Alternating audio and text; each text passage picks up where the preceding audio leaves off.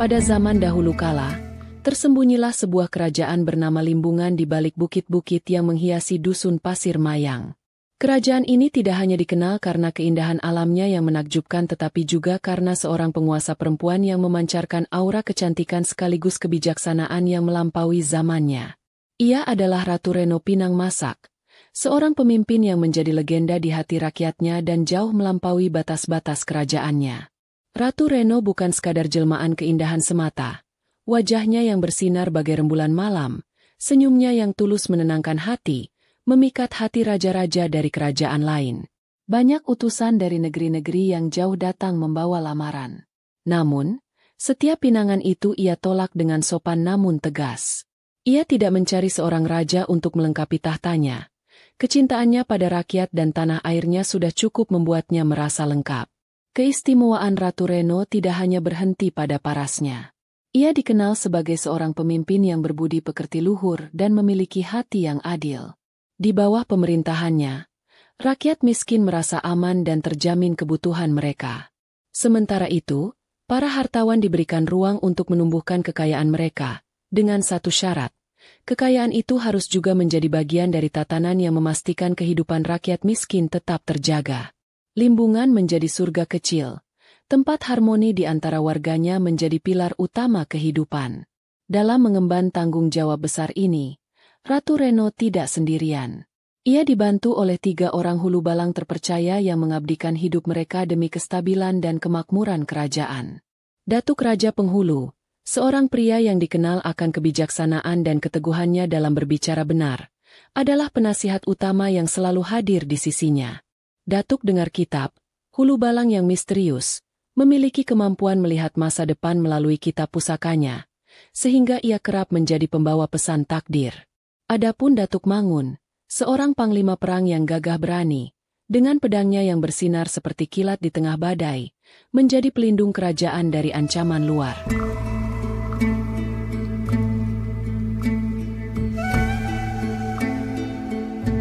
Kecantikan Putri Reno Pinang Masak, yang tersohor laksana mentari pagi menembus kabut lembut, akhirnya sampai juga ke telinga Raja Jawa, seorang penguasa yang dikenal ambisius dan penuh gairah.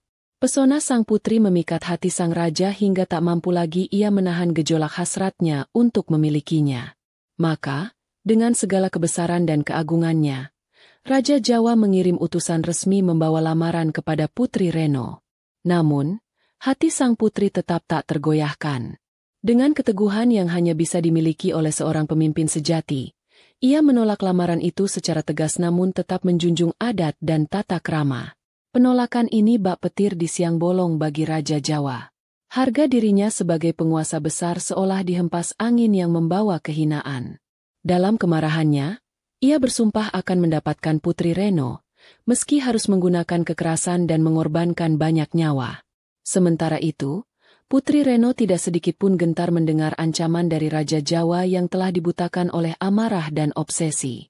Sebaliknya, ia merasa gemas dan geram, menganggap ancaman itu sebagai pelanggaran terhadap kedaulatan kerajaannya. Dengan penuh kebijaksanaan, ia segera mengumpulkan ketiga hulu balang kepercayaannya, Datuk Raja Penghulu, Datuk Dengar Kitab, dan Datuk Mangun. Bersama mereka, sang ratu juga memanggil rakyat negeri Limbungan untuk bermusyawarah demi menemukan solusi terbaik menghadapi ancaman ini. Dalam perundingan penuh mufakat, lahirlah sebuah rencana pertahanan yang cerdik. Negeri Limbungan akan dikelilingi oleh parit dalam yang sulit dilalui. Di samping itu, dibangun pula pagar bambu berduri yang ditanam berlapis-lapis. Pagar ini bukan hanya menjadi benteng fisik tetapi juga simbol ketangguhan dan persatuan rakyat Limbungan dalam menghadapi ancaman besar. Hanya ada satu gerbang untuk keluar masuk, dan di gerbang itu bersiaplah Datuk Mangun bersama pasukan setianya, menjadi tameng terakhir pertahanan negeri. Hari yang dinanti akhirnya tiba. Raja Jawa, bersama pasukannya yang besar, tiba di gerbang Limbungan dengan keyakinan akan kemenangan. Namun, apa yang menantinya adalah perlawanan sengit dari Datuk Mangun dan prajurit-prajurit yang tangguh serta rakyat yang berani. Gerbang tersebut menjadi saksi bisu pertempuran yang mengguncang tanah dan langit. Meski tentara Jawa menyerang dengan segenap kekuatan, mereka tak mampu menembus pertahanan rapat yang dipimpin oleh Datuk Mangun. Perlawanan rakyat Limbungan begitu gigih hingga pasukan Jawa, yang terkenal perkasa, akhirnya terpaksa mundur dengan membawa luka-luka dan kehancuran besar. Kemenangan itu bukan sekadar keberhasilan mempertahankan tanah air, tetapi juga kemenangan atas kebersamaan, strategi, dan keberanian.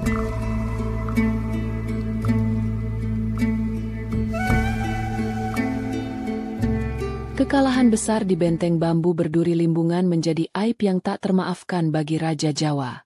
Amarah dan rasa malunya memuncak, seperti api yang menyala di tengah badai. Maka, dalam kesuraman hatinya, ia memanggil semua hulu balang dan para prajurit terbaiknya. Sebuah perundingan besar pun digelar, di mana setiap pikiran dicurahkan untuk mencari siasat membalas kegagalan mereka. Setelah perdebatan panjang, muncullah satu rencana yang licik dan berbahaya. Raja memerintahkan pengumpulan semua uang ringgit logam dari kas kerajaan dan rakyatnya. Uang logam ini akan dijadikan peluru yang bukan hanya dirancang untuk menghancurkan pertahanan, tetapi juga untuk merusak pikiran rakyat Limbungan. Dengan senjata baru ini, pasukan Jawa mulai melepaskan tembakan ke rumpun-rumpun bambu berduri yang menjadi perisai negeri Limbungan. Hujan uang logam berlangsung tanpa henti hingga tumpukan ringgit itu teronggok di celah-celah bambu. Setelah merasa puas dengan siasatnya, Raja Jawa dan pasukannya mundur, meninggalkan Limbungan untuk sementara waktu. Beberapa hari kemudian, seorang penduduk Limbungan yang tengah berpatroli di sekitar benteng pertahanan dikejutkan oleh pemandangan tak biasa. Onggokan uang logam yang berkilauan tertimbun di sela-sela rumpun bambu. Mata penduduk itu membelalak kagum. Dalam hatinya, ia merasa ini adalah harta tak terduga yang harus segera diberitahukan kepada Baginda Ratu. Dengan penuh semangat, ia mengambil sebuah uang logam sebagai bukti, lalu bergegas menuju istana. Sesampainya di hadapan sang ratu, ia menunjukkan uang logam itu. "Di mana engkau menemukan ringgit logam ini, Datuk?" tanya Putri Reno Pinang Masak dengan nada penuh keheranan. "Di sela-sela bambu benteng pertahanan kita, Tuanku," jawab lelaki itu dengan gugup. "Bertimbun banyaknya." Ratu memandang uang logam itu dengan penuh perhatian. Wajahnya mulai tampak serius. "Baiklah," katanya tegas. "Aku yakin engkau tidak berdusta. Mari kita lihat bersama." Sang ratu dan beberapa hulu balang bergegas menuju lokasi yang dimaksud. Di sana, mereka menyaksikan dengan mata kepala sendiri tumpukan uang ringgit logam yang berserakan di sekitar bambu berduri. Melalui musyawarah bersama, diputuskanlah untuk mengambil uang itu. "Harta ini tidak boleh dibiarkan," ujar salah satu penasihat. Maka, pohon-pohon bambu itu ditebangi demi mempermudah pengambilan uang logam yang menggiurkan itu. Namun, kesibukan dan kealpaan ini menjadi kehancuran bagi negeri Limbungan. Di saat mereka sibuk memungut harta, Raja Jawa bersama pasukannya datang menyerbu tanpa peringatan. Benteng pertahanan yang telah ditebangi tidak lagi mampu melindungi negeri. Pasukan Jawa dengan mudah menerobos masuk, membawa kehancuran besar. Prajurit dan rakyat Limbungan, meskipun telah berusaha mati-matian melawan, tidak mampu menahan serangan mendadak tersebut. Melihat kerajaannya jatuh ke tangan musuh, Putri Reno Pinang Masak dihantui oleh rasa sesal yang mendalam. Ia sadar bahwa tipu muslihat musuh telah memperdayainya. Dengan hati yang masyghul dan air mata yang tak henti mengalir, ia memutuskan untuk pergi. Tanpa mengucapkan sepatah kata pun kepada siapapun, ia meninggalkan negeri yang begitu dicintainya, membawa luka batin yang tak pernah sembuh.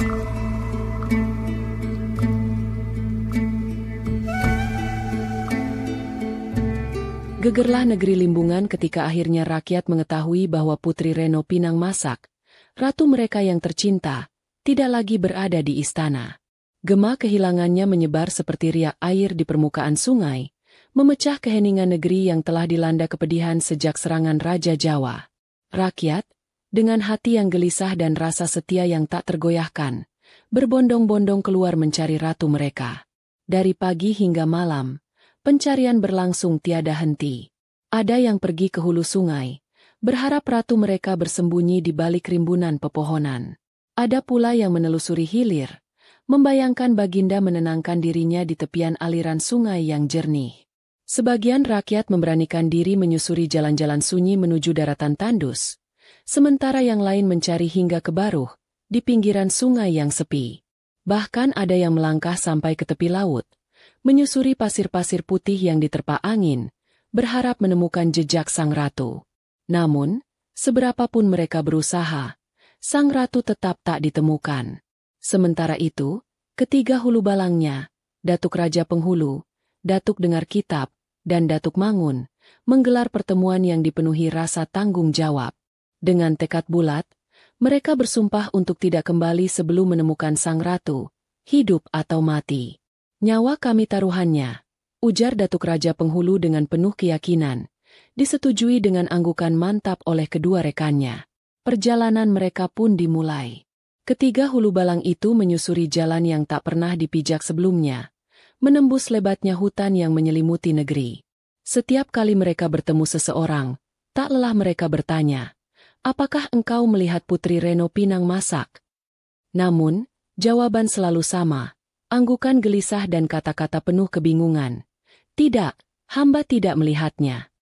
Bukit demi bukit mereka daki, berharap menemukan jejak. Lembah demi lembah mereka turuni dengan hati penuh harapan. Semak-semak disibak, pepohonan dijelajahi, semuanya dilakukan demi menemukan sang ratu, atau setidaknya petunjuk tentang keberadaannya. Wajah mereka penuh ketabahan, meski di dalam hati terukir kelelahan yang mendalam. Setiap langkah mengukuhkan tekad mereka. Mereka tidak akan kembali ke limbungan dengan tangan hampa, meski harus mempertaruhkan nyawa mereka sendiri. Hari demi hari berlalu, perjalanan mereka berubah menjadi ujian kesabaran, kekuatan, dan rasa setia. Namun, bagi ketiga hulu balang itu, Putri Reno Pinang Masak adalah lebih dari sekadar pemimpin. Ia adalah jiwa negeri Limbungan, simbol kehormatan dan harapan rakyatnya. Dengan doa di setiap tarikan napas mereka melanjutkan perjalanan, memasuki kedalaman hutan yang semakin pekat, sambil memohon kepada Sang Kuasa agar perjalanan ini membawa mereka kepada Baginda yang tercinta.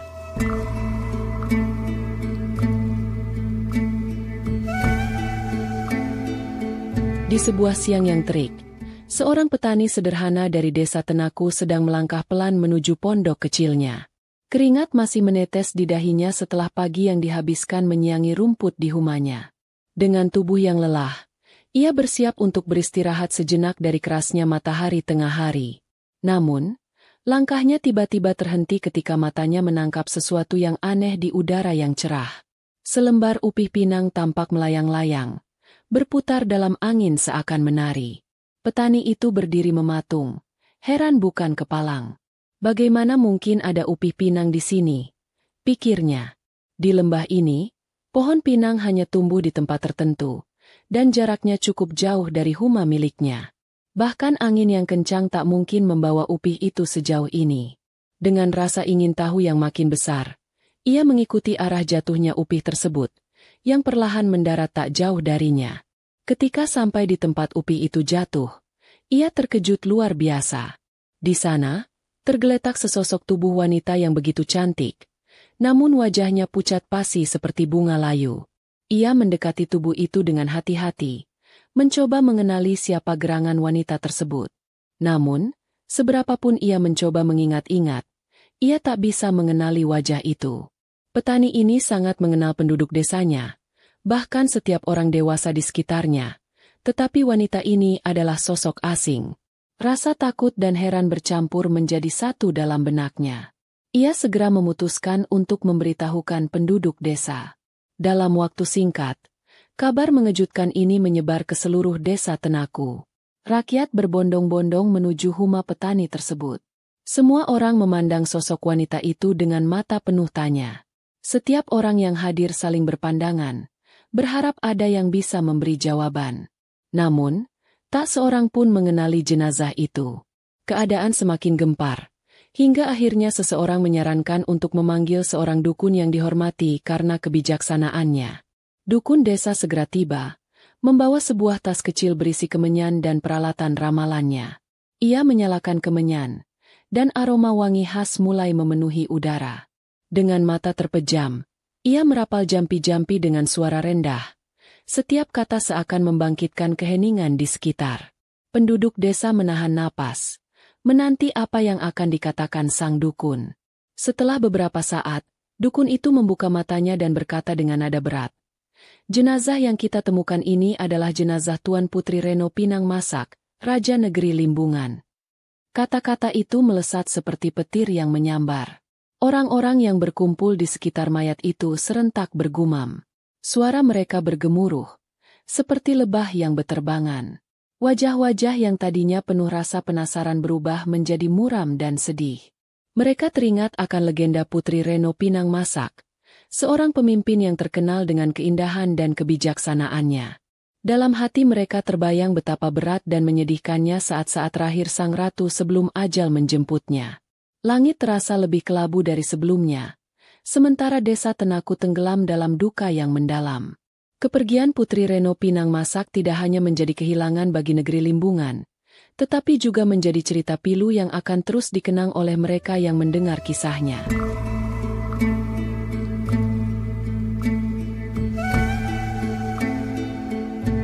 Keputusan itu diambil dengan cepat.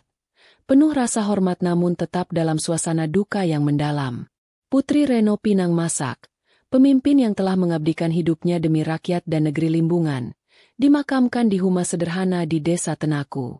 Tidak ada upacara megah, tidak ada gemuruh suara rakyat yang menghantarkannya ke peristirahatan terakhir.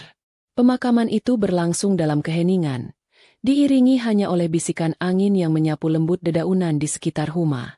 Kini, rasa tanggung jawab besar yang selama ini ia pikul telah berakhir. Desa Tenaku menamai tempat itu, Makam Upih Jatuh, mengabadikan kisah kepergiannya yang tragis dan penuh misteri. Namun, takdir masih menyulam benangnya. Ketiga hulu balang setia, Datuk Raja Penghulu, Datuk Dengar Kitab, dan Datuk Mangun, akhirnya tiba di tempat makam itu. Perjalanan panjang yang mereka tempuh, dengan harapan menemukan Putri Reno Pinang Masak, membawa mereka pada kenyataan yang pahit. Berdiri di hadapan makam Baginda Ratu, ketiganya tidak mampu menahan guncangan emosi yang melanda hati mereka. Tangis mereka tertahan, tetapi rasa kehilangan itu terlalu berat untuk ditanggung. Dalam momen penuh kesedihan itu, tubuh mereka tak kuasa menanggung beban jiwa. Ketiganya jatuh pingsan hampir bersamaan, seakan tak sanggup lagi melanjutkan hidup tanpa ratu mereka. Dan di saat yang sama, nyawa mereka perlahan pergi, meninggalkan dunia ini dengan keheningan yang penuh makna. Ketiga hulu balang setia itu menyerahkan hidup mereka demi kesetiaan, seolah ingin tetap menjaga sang ratu, bahkan dalam keabadian. Penduduk desa yang menemukan mereka kemudian memutuskan untuk memakamkan ketiga hulu balang tersebut di samping makam Putri Reno Pinang Masak. Kini, di tempat itu berdiri 4 makam, terjaga dalam keheningan dan penuh hikmat. Nama-nama mereka dikenang tidak hanya sebagai pemimpin yang setia, tetapi juga sebagai lambang kesetiaan dan pengabdian. Waktu berlalu, namun makam-makam tersebut terus dirawat dan dijaga oleh penduduk desa. Hingga kini, makam Upih Jatuh menjadi tempat yang dikeramatkan, dihormati sebagai simbol perjuangan, cinta, dan kesetiaan yang abadi. Demikianlah kisah ini diceritakan. Segala kebenaran detailnya kita kembalikan kepada Allah, Tuhan pemilik kisah kehidupan.